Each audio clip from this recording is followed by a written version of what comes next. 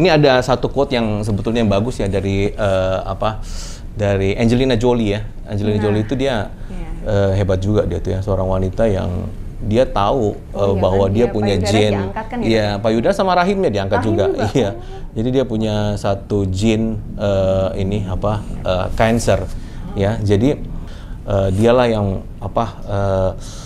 menjadi wanita pemberani yang mengakui bahwa dia tuh menopause gitu loh, ya. Orang-orang banyak yang nggak tahu, pasti banyak wanita-wanita bilang, saya belum menopause kok, saya belum menopause gitu. Padahal dia udah menopause gitu kan. Jadi ini yang tadi saya bilang, Angelina Jolie itu merupakan satu wanita yang berani mengakui bahwa dia saya yang menopause loh, saya sudah diangkat payudara saya sudah diangkat rahim saya. Jadi ada satu quote yang dia bilang, aku sekarang menopause ya, aku tidak bisa lagi punya anak dan siap beberapa perubahan fisik. Tapi aku merasa nyaman dengan apapun yang akan terjadi, bukan karena aku orang kuat, tapi karena ini memang bagian dari hidup. Tak ada yang lagi yang perlu ditakutkan. Nah, ini yang saya rasa perlu sekali ditanamkan untuk semua wanita, bahwa menopause itu bukan sesuatu yang ditakutkan, tapi dijalani dengan nyaman.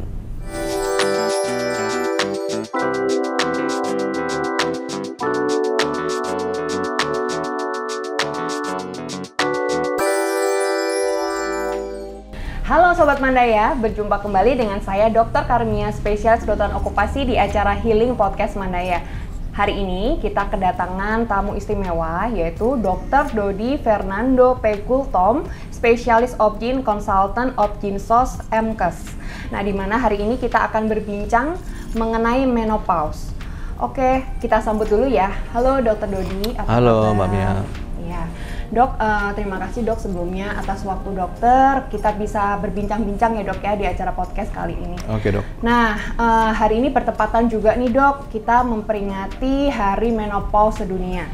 Nah, sebelumnya dok, sebelum kita bicara terkait menopause, nah saya pengen tahu nih dok, dan mungkin teman-teman yang dengerin podcast kita pengen tahu, sebetulnya konsultan Obgynsos itu seperti apa ya dok ya? Iya, terima kasih Mia. Halo Sobat Mandaya semuanya. Ya, bagus banget pertanyaannya Mia ya. Jadi memang mungkin masih jarang orang yang mengenal terkait dengan obstetri ginekologi sosial ya. Tapi ini salah satu pengembangan daripada obstetri dan ginekologi, di mana di sini concern kita atau fokus kita adalah preventif, promotif, kuratif, dan rehabilitatif terkait dengan angka kematian ibu dan bayi yang masih tinggi, dan kita juga turut memperhatikan faktor-faktor lingkungan dan alat-alat reproduksi wanita yang mengakibatkan masih tingginya angka-angka kematian daripada ibu-ibu hamil. Nah, kita mungkin sekarang masuk ya dok ya ke tema atau topik menopause itu sendiri. Nah, kita tahu ya dok, semua wanita itu pasti akan mengalami yang dinamakan siklus menopause. Nah, sebetulnya menopause ini mengapa sih dok bisa terjadi? Nah, itu apa penyebabnya, dan biasanya di usia berapa ya dok ya wanita yang sudah mengalami menopause? Iya, baik Dr. Mia. Jadi menopause itu merupakan suatu kondisi atau stage ya, di mana seorang wanita normal memang harus mengalami itu gitu, harus mengalami stase di mana dia akan mengalami suatu kondisi menopause. Kondisi menopause itu adalah kondisi di mana aktivitas daripada ovarium itu sudah tidak ada sama sekali. Jadi dia tidak haid lagi ya definisinya adalah tidak mengalami haid selama 12 bulan berturut-turut, dan dia juga sudah tidak mengalami nyeri haid otomatis ya. Nah, sebelum mengalami masa menopause ini, dia mengalami ada namanya kondisi premenopause, perimenopause, pasca menopause. Nah, ini yang di stadium-stadium tersebut atau di masa-masa tersebut ya ada gejala-gejalanya sebelum dia memasuki masa menopause tersebut. Usia di Indonesia itu dari penelitian itu sekitar 49 tahun, tapi 45 sampai 55 tahun itu biasanya masih bisa terjadi kondisi menopause, tergantung dari banyak faktor ya, sehingga seorang mengalami suatu kondisi menopause seperti itu. Nah, terkait menopause itu sendiri, kira-kira persiapan apa nih dok yang perlu para wanita siapkan? Apakah mungkin persiapan psikologis atau bagaimana dok ya? Iya, betul. Jadi memang kita tahu bahwa seperti tadi saya bilang bahwa menopause itu bukan sesuatu yang ditakutkan. Di Indonesia, kita tahu sekarang Indonesia itu sekitar 231 juta ya penduduknya ya terakhir ya. Nah 50% itu wanita, ya 50% itu wanita. Jadi memang sebagian penduduk kita kebanyakan wanita. Nah yang mirisnya adalah di antara hampir 80% ya di usia wanita ini sedang mengalami masa menopause, perimenopause, dan pasca menopause. Nah, yang tidak bagusnya sekarang, wanita itu tidak mengetahui bahwa dia mengalami kondisi menopause. Itu yang menjadi awareness di kita sekarang, bahwa masih banyak wanita di Indonesia belum aware atau belum sadar bahwa gejala yang dia alami dia itu adalah gejala-gejala menopause. Nah, itu yang merupakan concern kita agar ke depan ya, agar wanita-wanita yang sudah di atas usia 40 tahun mengalami dan tidak perlu takut juga ya bila ada gejala-gejala menopause yang dia hadapi.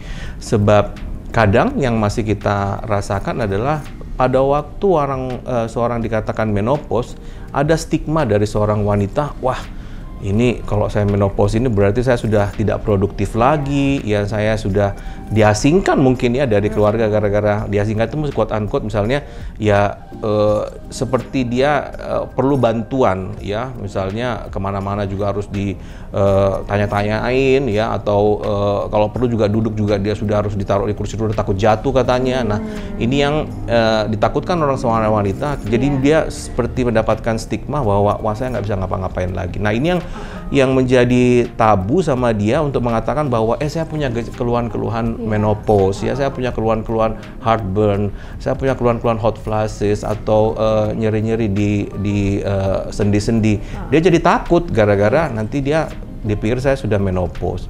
Dan untuk tahun 2022 ini tema atau Hari Menopause itu adalah kognitif dan mood ya. Jadi itu yang menjadi concern juga, bahwa pada wanita yang sudah mengalami memasuki masa menopause terkadang kurang fokus ya, terkadang jadi pelupa jadi dan perubahan moodnya itu yang mood swingnya yang perlu kita sadari. Ya, jadi kalau untuk bicara gejala-gejala menopause itu sendiri cukup banyak ya dok? Banyak. Sudah sampaikan tadi. Nah kalau untuk perubahan fisik sendiri apa dok yang mungkin kelihatan dok? Iya, jadi kita tahu bahwa pada ibu atau wanita yang mengalami menopause itu ada defisiensi daripada estrogen ya. Jadi cenderung dengan kita tahu bahwa kegunaan dari estrogen itu adalah menjaga elastisitas daripada, salah satunya adalah menjaga elastisitas daripada kulit. Nah, biasanya ya memang ada perubahan terhadap kulitnya menjadi kulit kering ya. Terus dengan adanya kurangnya estrogen tersebut, terkadang nafsu makannya itu loh ya menjadi bertambah, sehingga pada waktu dia nafsu makannya bertambah terjadi pengumpulan lemak ya.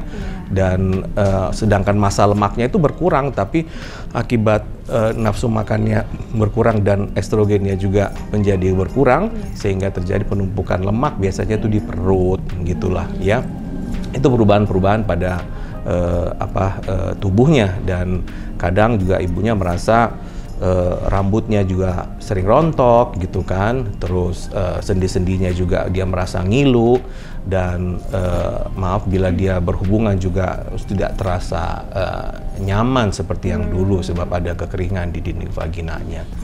Jadi keluhan-keluhannya seperti itu. Iya, jadi secara yang tadi terjelaskan perubahan fisik ya dok ya. Nah kalau untuk perubahan dalam sisi emosional nih juga. Nah ini yang paling menarik ya. Jadi emosinya seorang wanita yang sudah mengalami masa perimenopause itu lebih sering sensitif ya, lebih sering dia berubah-ubah gitu, gara-gara yang dia